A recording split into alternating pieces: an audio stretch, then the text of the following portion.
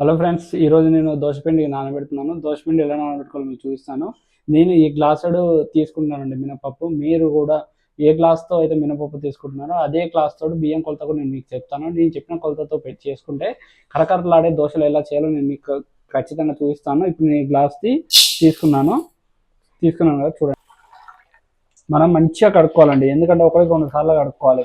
పిండి అనేది బాగుందా లేదా అనేది మనకు చూసుకొని మంచి మంచి పిండి అనేది క్వాలిటీ పిండి అనేది తీసుకున్నారంటే చాలా క్వాలిటీ మంచిగానే వస్తాయి.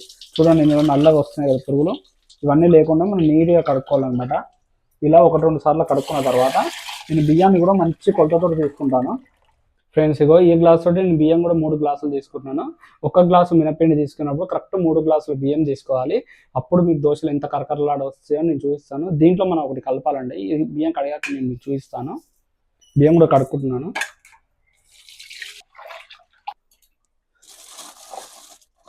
ఫ్రెండ్స్, చూస్తున్నారు కదా, కరెక్ట్ 1 టేబుల్ స్పూన్ ఆఫ్ మెంతులు వేసుకోవాలి. మనం మెంతులు వేసుకుంటే మంచి కరకరలాడే దోశలు అనేవి వస్తాయి. ఫ్రెండ్స్, చూడండి ఎంత బాగా వేసానో.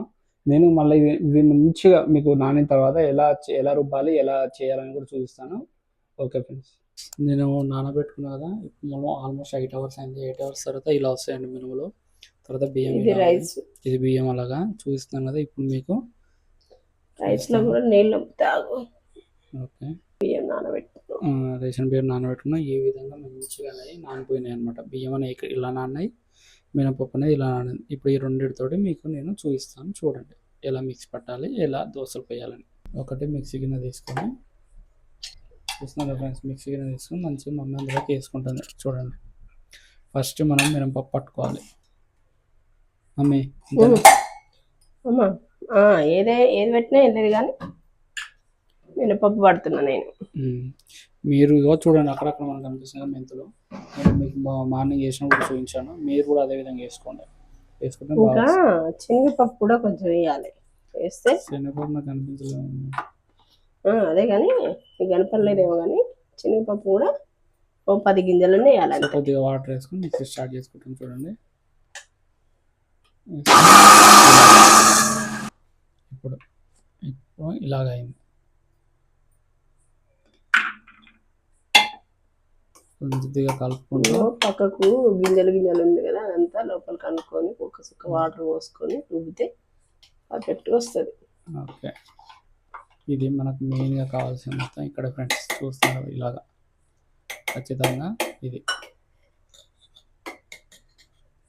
నేను మీకు అందుకే మొత్తం క్లియర్గా మార్నింగ్ ఎలా నానబెట్టాను, ఎలా రుబ్బుతాను కూడా చూపిస్తాను. మీరు కూడా ఇదే విధంగా ఖచ్చితంగా రుబ్బుకోండి. ఇదే కొలతలతో తీసుకోండి, నేను చూపించిన కొలతలతో. మళ్ళీ రుబ్బుకుందాం. ఇదిగో రుబ్బుకున్నాం. మళ్ళీ కలుపుకొని ఒకసారి చూసుకుందాం. అయింది, గిన్నెలో తీసుకోవాలి. ఇలాగా మీరు కూడా ఖచ్చితంగా ఇదే విధంగా మొత్తం చేయండి.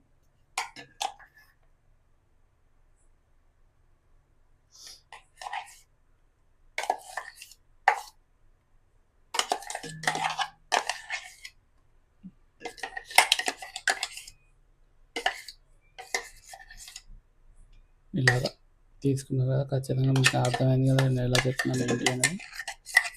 మంచిగా అన్ని మొత్తం రుబ్బుకుందాం. మళ్ళీ ఇంకొక రౌండ్ వేసుకుందాం.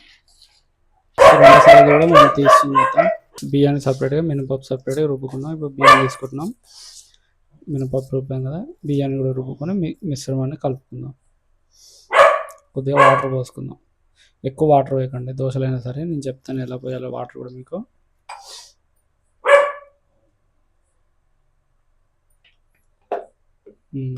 ఇలా పెట్టుకొని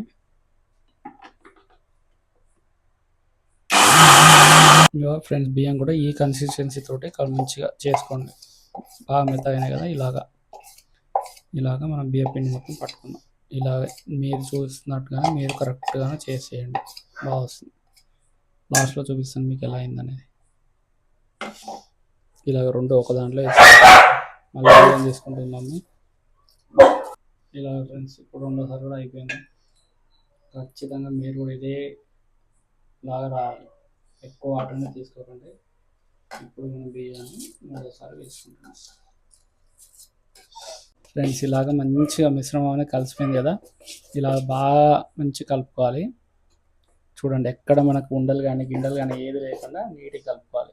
రేపు పొద్దున దానికి సరిపడా సాల్ట్ వేసుకొని. అవునండి, మీరు ఉప్పు మాత్రం వేయకండి, ఎందుకంటే ఉప్పు వేస్తే మనకు ఫర్మెంటేషన్ అవ్వదు. ఉప్పు వేయకుండా ఇలాగే పెట్టుకొని రేపు మార్నింగ్ చూపిస్తాను ఎంత మంచిగా అనేది మిశ్రమం మంచిగా వస్తాయి. చాలా చాలా క్రిస్పీగా వస్తాయి దోశలు. నేను ఇదే ఇక్కడ మీరు చేసే తప్పనేది అందరు సాల్ట్ వేస్తాను, మీరు సాల్ట్ మాత్రం అస్సలు వేయొద్దు చెప్తున్నాను కదా. ఇలాగ మంచి కలుపుకొని మీరు కనుక పక్కన పెట్టుకొని రేపు మార్నింగ్ నేను ఎలా వచ్చిందో చూసి మీకు క్లియర్గా వీడియో తీసి పెడతాను. మీరు ఖచ్చితంగా చూడండి దోశ కూడా ఎంత క్రిస్పీగా వస్తాయో చూడండి.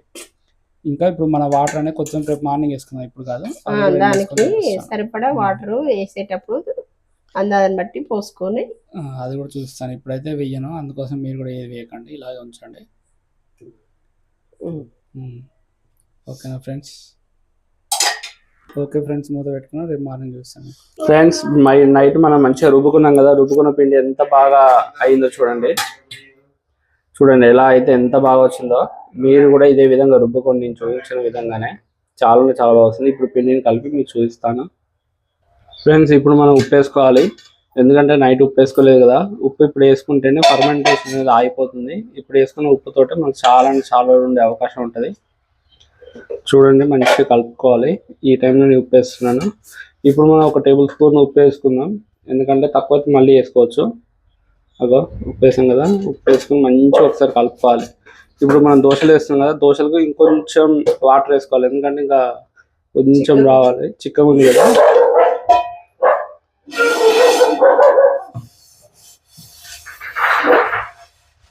ఇప్పుడు మీకు వాటర్ వేసి చూపిస్తాను. వాటర్ వేస్తున్నాను. వాటర్ అనేది మనం కలుపుకుంటూ చూసుకుంటూ వేయాలి, ఎందుకంటే ఎక్కువైపోతే మళ్ళీ ఎక్కువ లూజ్ అయిపోతుంది, అవసరం లేదు. మనం అట్లా ఎక్కువ లూజ్ చేయకుండా ఇలా అనేది మంచిగా కలుపుకోవాలి. ఎంత బాగా కలుస్తుందో మనకు దోశ అంత బాగా వస్తాయి. చూస్తున్నారు కదా,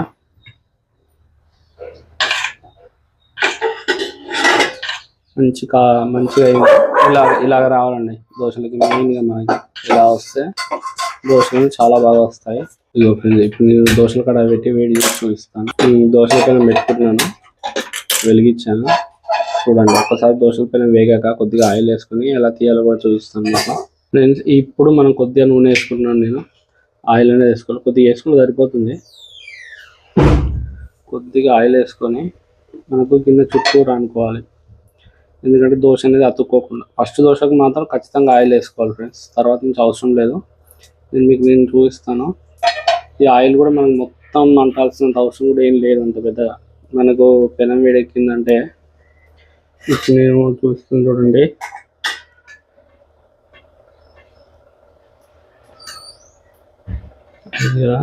తీసుకోవాలి మెయిన్గా ఒకటి తీసుకుని ఒకటిని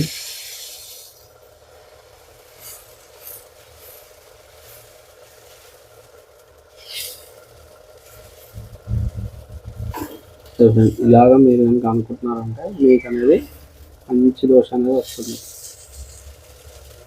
చూస్తున్నారు కదా ఎంతమంది రౌండ్గా అన్నాను, అంతే సింపుల్గా. పెద్ద దోశ చాలా రకాలుగా చేస్తారు, అంత అవసరం ఏం లేదు. సింపుల్గా ఇలా చేసుకున్నారు అనుకోండి, దోశ అనేది అయిపోయింది. ఇలా వేసుకున్న తర్వాత ఒక 1 మినిట్ ఆగి మీకు కాలుతుంది కదా, కాలగానే ఇలా తీయాలో కూడా చూపిస్తాను. బాగా మంచి కాలం చూడండి. కాలగానే మంచి సలాతం తీసుకొని మనం ఫస్ట్ అంచుల నుంచి తీసుకొని రావాలి. వన్స్ ఒక్కసారి కాలిందంటే మనకు అర్థమైపోతుంది. దీన్ని మాడకుండా నేను చూసిన పద్ధతి మంచిగా కనుక తీసారంటే మీకు ఎక్కడ దోషం అవ్వకుండా నీట్గా వస్తుంది. ఇలా ఒక్కసారి వేసుకొని మంచి కాలే వరకు కాలండి. మీరు ఆనియన్ దోశ తినాలనుకుంటే ఇదే టైంలో ఆనియన్స్ వేసుకోండి. కొద్దిగా ఎగ్ దోశ తినాలంటే ఎగ్ కొట్టుకోండి. నేను మంచిగా సాదా దోశలు చూస్తున్నాను కాబట్టి సాదా దోశకు సేమ్ మీరు ఈ విధంగా చేస్తారంటే చాలా బాగా వస్తుంది. చూసారా ఫ్రెండ్స్, వచ్చాయి కదా. మమ్మీ ఆల్రెడీ చట్నీ కూడా చేసింది, మంచి పల్లి చట్నీ. మీకు కూడా ఇలాంటి పల్లి చట్నీ ఎలా చేయాలంటే కామెంట్లో చెప్పండి, నేను పల్లి చట్నీ కూడా చేసి చూపిస్తాను. చూసారు కదా, మమ్మీ పల్లి చట్నీ ఆల్రెడీ చేసి పెట్టింది. దీంట్లోకి మంచి క్రిస్పీ దోశలు మనం వేస్తున్నాం. ఇంత బాగా వచ్చాయి ఫ్రెండ్స్. మీరు కూడా ఇదే విధంగా చేసుకున్నారంటే ఇంత క్రిస్పీగా మీకు కూడా దోశలు అనేవి వచ్చేస్తాయి. చూడండి మనకి ఎలా అంటే అలా ఉండిపోతుంది. మనం కూడా అదే విధంగా వేసుకొని తినేసేయచ్చు ఫ్రెండ్స్. థ్యాంక్ యూ ఫ్రెండ్స్, ఉంటాను మరి, బాయ్.